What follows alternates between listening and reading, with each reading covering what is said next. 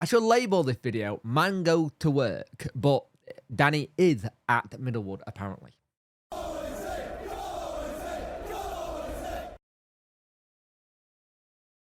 Hello and welcome to the video. You could like, share, and subscribe to the channel. Much appreciate it.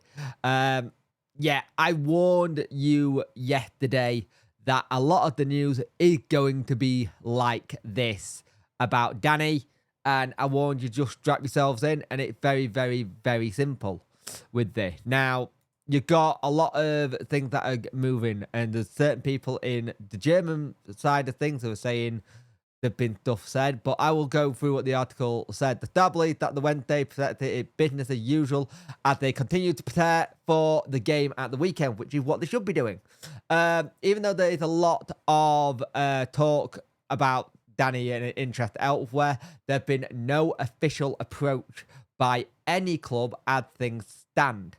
Now, here's the thing. One of the things I noted yesterday was RB Salzburg have part of way with their manager this week. So given that Danny Rules worked for the Red Bull lot in the past, that's another one that could be on it. Now, we had the big thing. He has signed a 3-year deal and he has a big compensation fee attached to it. So whatever happens, whoever wants him are going to have to pay for him. Now, there is a guy report called Florian Petterberg. He reported that talk between Rule and the Saints are currently taking place.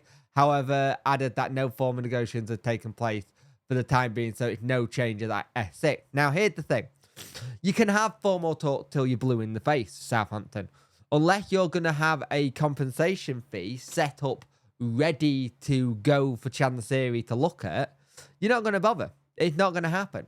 Like, I think there is this whole thing of saying talks have been has said, but I'll be honest with you, I don't know how much of that sounds like tapping up when somebody's in a contract. I understand. I don't get that side of it. I'm just putting myself out there with that one. But you can have talk, but if you can't agree a fee or agree to the terms of what the compo is, you're not going to get him. And the thing, they might be able to get the compo for him, but it's got to be also, does Danny want to be in another relegation dogfight? Like, that's what he's going to be doing again. It's going to be another season of being in a relegation dogfight once again, right?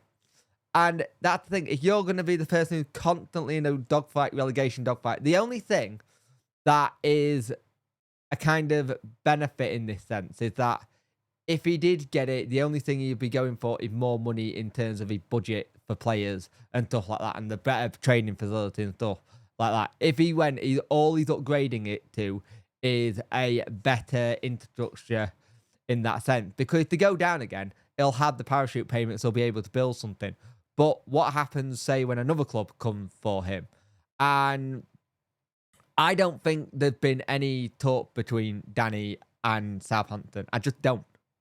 I think there's a part of me that goes, I think they're going to look to managers out of work than look at Danny because it's cheaper. It's cheaper for them to go for someone out of work than pay lots of money in compensation to get Danny. I genuinely do believe this because if you think about it, they've already spent a lot because they've had to get rid of Martin. They will have had to pay Martin out of his contract. Like, right?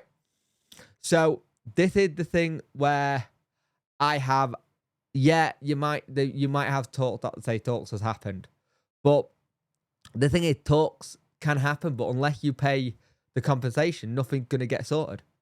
And your thing here is I generally don't think with what they've just done with Martin that they want to go get someone in work. If they want this manager in before, say, the weekend, like some of the things they're saying, it would take a lot longer to get Danny out of the job, I think, than anything else, because we know what DC's like at negotiations. He changes things, he turns stuff. If anything, they could help Danny in his negotiations for January transfer window. He might be able to get DC to say, look, I'm not gone, I stayed. Give me an extra, I don't know, this player or this player. It might help. You don't know. Like, the thing is, Danny is building something. I don't want Danny to go. everyone doesn't want Danny to go. At the end of the day, right, we have to just take everything that's been said, all the speculation, with Joe saying that he's at the training ground and with the sources him and Alex have got, it probably one of those ones where you go, okay, they're probably a little bit in that one. But at the end of the day, he's under contract here. If anybody wants him, it's very simple. Show us the money. Show us the money if you want him, and then you go from there. Then we have to start looking at going, right, who are we going to get in next? What next? But right now, Danny, I hope, is just going business as usual. We're going to carry on. I'm not going to get involved with this. There's no point in me getting involved with this because at the end of the day, it's nothing to do with me. At this point of time, I've got a job. I'm the manager of Sheffield Wednesday Football Club. I've got a game at the weekend. I'm prepping for that. And we just move on. We go to that and we see what happens next. At the end of the day, it's one of those things.